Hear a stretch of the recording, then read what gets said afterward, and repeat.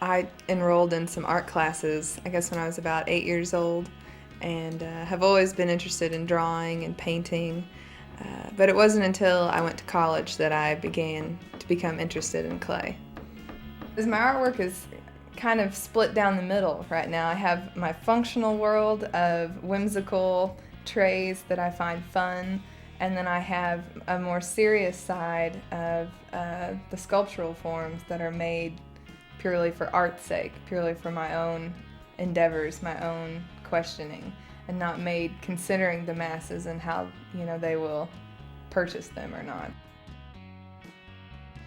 The first process is wedging the clay. I had to remove all air bubbles out of the clay, and then I roll out a slab, which is just a large flat patty of clay, and then I take wooden blocks that are like templates that my husband and he helped sand down for me. I take the wooden blocks and place those on the slab of clay and then just trace the different shapes, and I'll fit them together to get the most out of each slab. Then I cut out the squares to where then I've got different square tiles. Then they are rounded, the edges are rounded and smoothed, and then I take the small square tiles and lay them on foam, and then I'll take the wooden block and press the wooden block in the center of the tile, and that makes the edges curl around because I'll cut the slab about an inch larger than the block itself. So when I push the block into the clay, then the edges curl around, and that's what makes the form become indented. Then after that process is completed, I will make the feet, which I'll just pinch out little shapes and attach those onto the bottom of the tray. And then the object itself is pretty much complete. Then I will mix up different clay slips, which is basically watered down clay with pigment added to it, and then I'll paint the color on, and then I'll let the tray dry, and then it's bisque fired, which is a lower firing temperature just to make the clay turn into rock, basically. And then after it's been bisque fired, I will glaze them. I'll dip them in a clear glaze and then refire them again to cone 6. And that you go past quartz inversion, which makes the glaze then turn into glass, and that's what makes it have the glossy finish. I love going to music festivals and dancing until the encore is over. I wanted to convey some of that passion in these trays, and that's where the figures derived from, was just my memory of dancing and moving at the festivals, and I normally have music playing when I'm doing them as well.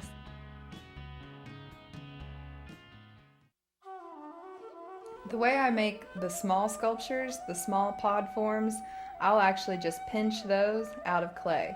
So I'll start with a lump of clay, I'll wedge it, and then I'll keep those mostly solid because they're all approximately within this scale, and that's an okay size to fire clay still solid.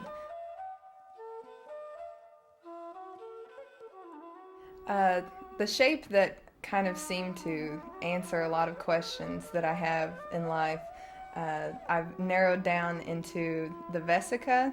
It has many names, and it basically looks like this.